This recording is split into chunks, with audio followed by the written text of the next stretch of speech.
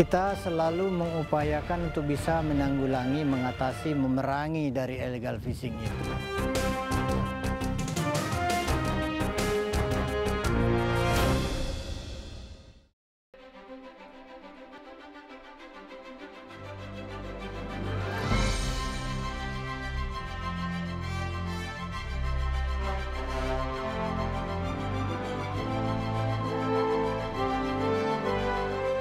Indonesia dikenal sebagai negara dengan luas wilayah perairannya mencapai 2/3 dari seluruh luas wilayahnya. Hal ini tentu berdampak terhadap potensi kelautan dan perikanan yang tinggi. Salah satunya adalah potensi perikanan tangkap yang mencapai 6,5 juta ton per tahun.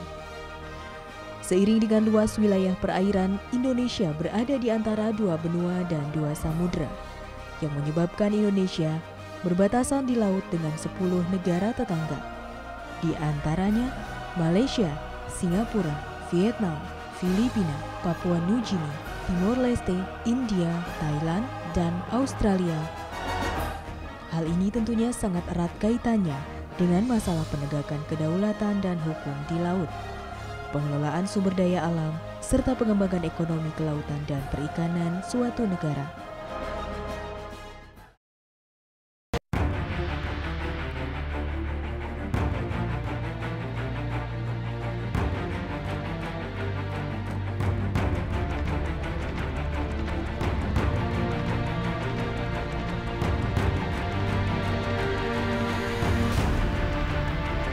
Kompleksitas permasalahan di laut akan semakin memanas akibat semakin maraknya kegiatan di laut, seperti kegiatan pengiriman barang antar negara yang dilakukan melalui laut.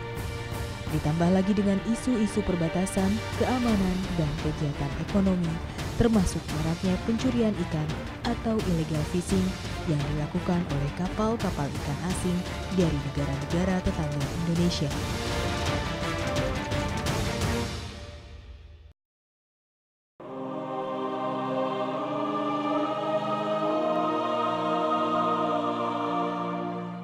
Kegiatan illegal fishing telah secara nyata merugikan masyarakat nelayan dan bangsa Indonesia.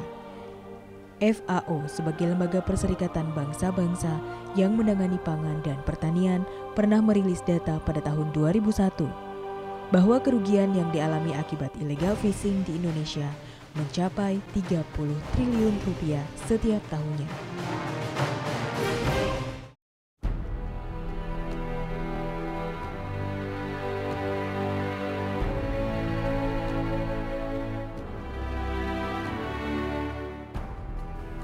Salah satu wilayah perairan yang dinilai cukup rawan terjadi kegiatan illegal fishing adalah perairan sebelah barat Provinsi Kalimantan Barat, yaitu perairan Karimata dan Natuna. Oleh karena itu, Kementerian Kelautan dan Perikanan melalui Direktorat Jenderal Pengawasan Sumber Daya Kelautan dan Perikanan telah sejak lama menempatkan unit pelaksana teknis Stasiun Pengawasan Sumber Daya Kelautan dan Perikanan di Provinsi Kalimantan Barat, tepatnya di Kabupaten Kubu Raya. Hal ini tentunya dilakukan dengan berbagai pertimbangan, khususnya sebagai langkah Direktorat Jenderal PSDKP dalam melakukan pengawasan di daerah-daerah yang rawan kegiatan pencurian ikan oleh kapal-kapal ikan asing.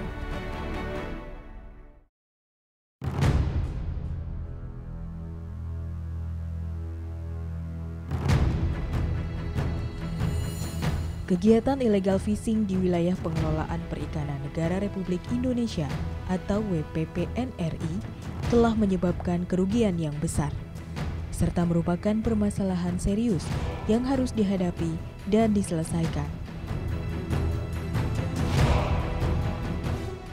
Oleh karena itu, pengawasan oleh Direktorat Jenderal PSDKP yang bertujuan mewujudkan tertib pelaksanaan peraturan perundang-undangan harus senantiasa ditingkatkan, khususnya di wilayah-wilayah yang dianggap paling rawan, yaitu perairan Natuna atau sebelah barat Provinsi Kalimantan Barat, perairan sebelah utara Sulawesi, dan perairan Arafura. Selain itu tentunya juga pengawasan di seluruh wilayah pengelolaan perikanan Republik Indonesia harus tidak luput dari pengawasan.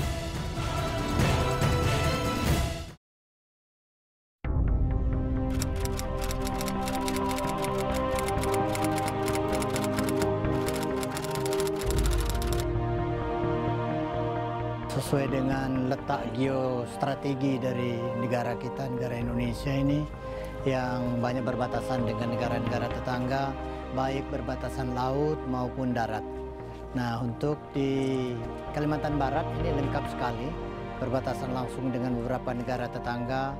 Kalau darat misalnya dengan Malaysia, ada perbatasan dan ada pos kita juga di Intikong untuk mengawasi kegiatan-kegiatan yang mungkin terjadi illegal fishing. Dan demikian juga perbatasan laut. Kita tahu bahwa di kawasan ini yaitu WPP nomor 711, wilayah pengelolaan perikanan 711, yaitu di Laut Natuna, berbatasan dengan negara Vietnam, makin Malaysia, dan lain-lain yang rawan terhadap kegiatan illegal fishing di sana.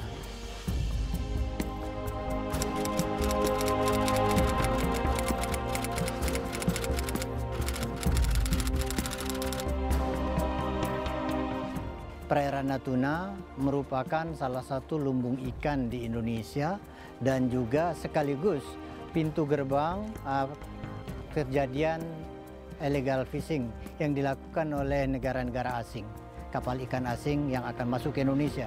Jadi memang sangat strategis, modus operandinya banyak sekali, bisa yang betul-betul bodong, artinya tidak ada izin sama sekali dari pemerintah Indonesia kapal ikan asing itu.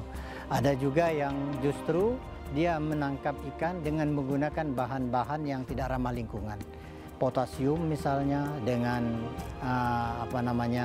menangkap ikan dengan merusak terumbu-terumbu karang. Ini sering terjadi di kawasan ini. Dan bahkan kalau saya nilai itu merupakan transnational crime. Karena apa? Karena kadang kita ketemukan bendera negara tertentu, tapi ABK-nya campuran dari negara-negara lain.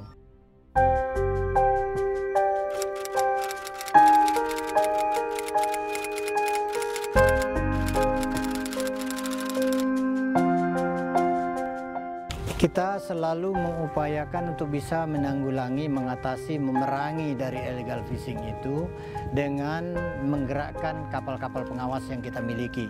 Dan salah satu pangkalan kita yang bermarkas di Pontianak ini tempatnya kapal-kapal kita untuk istirahat tatkala mereka selesai melakukan operasi di laut.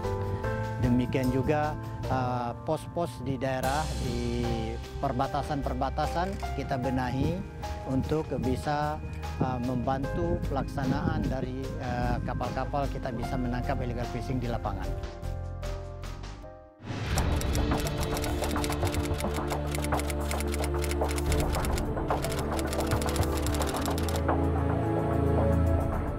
Jadi saya lihat sekarang sudah semakin solid karena kita tahu bahwa yang bergerak di laut itu tidak sendiri dari PSDKP.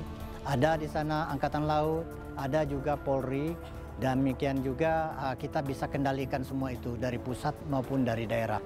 Sinergisitas antara pusat dan daerah sudah sangat baik.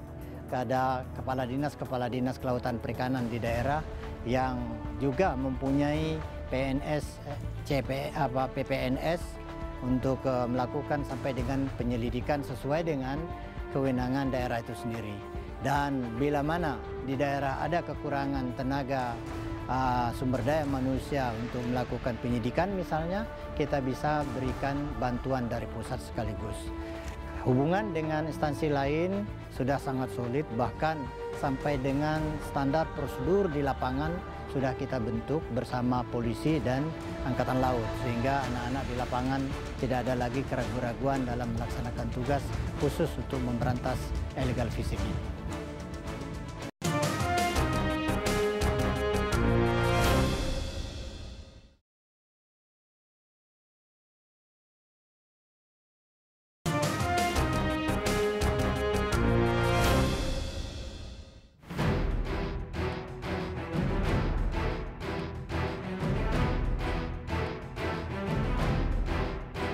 Kementerian Kelautan dan Perikanan dalam rangka menjamin pemanfaatan sumber daya kelautan dan perikanan secara berkelanjutan dan guna mencapai kesejahteraan, menekankan pentingnya pengawasan sumber daya kelautan dan perikanan. Untuk itu, Direktorat Jenderal Pengawasan Sumber Daya Kelautan dan Perikanan secara bertahap terus meningkatkan kemampuannya dalam menjaga dan melindungi sumber daya kelautan dan perikanan dari IUU Fishing, Destructive Fishing, serta melaksanakan penegakan peraturan perundang-undangan yang berlaku.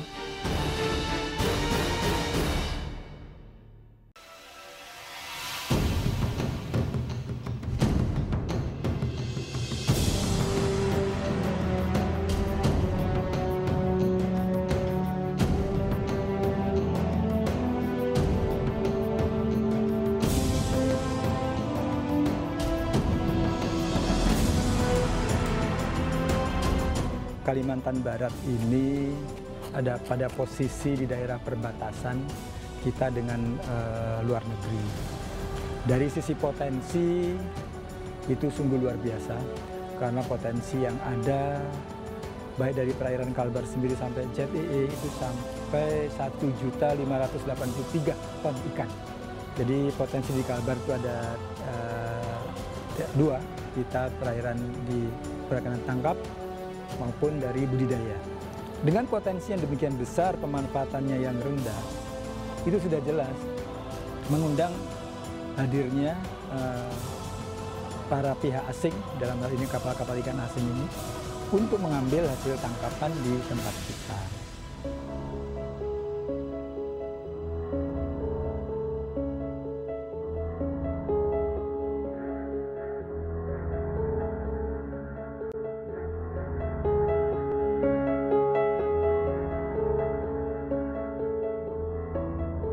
Sementara dari pengakuan para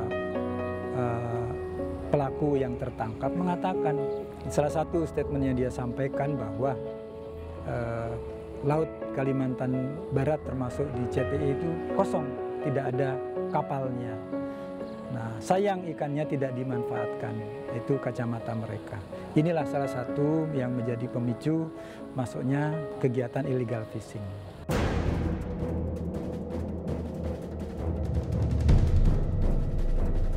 Kalimantan Barat dengan sebutan Provinsi Seribu Sungai. Itu potensi perairan umumnya juga besar, kemudian sungainya juga besar. Sungai bisa kita manfaatkan dalam bentuk karamba jaring apung. Kemudian dari perairan umum juga kita menggunakan pola culture based fisheries, di situ ada. Kita restocking, tapi hasilnya untuk para petani pembudidaya ikan itu juga bisa. Namun sampai saat ini kami terkendala masalah SDM.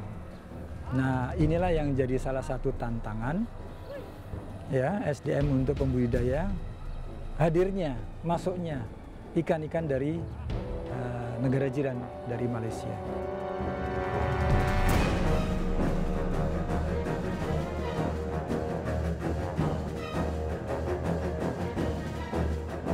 Bisa diperkirakan ikan dari sana dengan harga 6-7 ribu, sedangkan di Kalimantan Barat 15 ribu. Jadi jelas ini, inilah yang salah satu menjadi pemicu ikan-ikan itu masuk.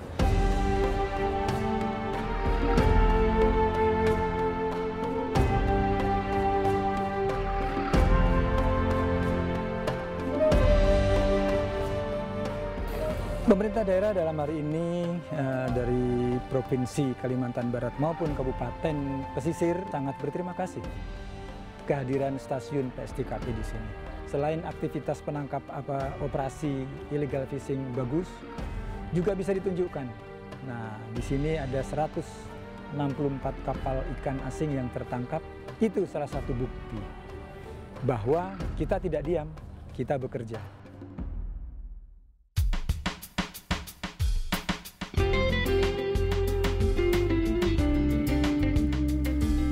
2013 ini agak kurang dari yang tahun 2012 karena terganggu dari cuaca, perubahan cuaca pancaroba. Harapan Bapak sih bersyukurlah kalau bisa yang tahun ke depan biar tingkatkan lebih bagus lagi gitu pengawasannya. Akhir-akhir ini sih kayak cukup lumayan dibandingkan tahun-tahun dulu. sekarang sih istilahnya bisa lah menyukupi. Kalau kapal-kapal asing, kalau tahun-tahun sekarang sih agak kurang, tidak seperti dulu tahun-tahun yang berapa 2005 itu perbedaannya jauh, udah 60%-an lebih. So, harapan saya bagi orang nelayan itu supaya itu orang kapal-kapal asing itu nggak ada, ya pengen diawasi terus sama orang perikanan. Kalau diawasi terus kan otomatis kapal asing kan nggak berani mendekati laut kita, jadi kan kita itu makin bagus.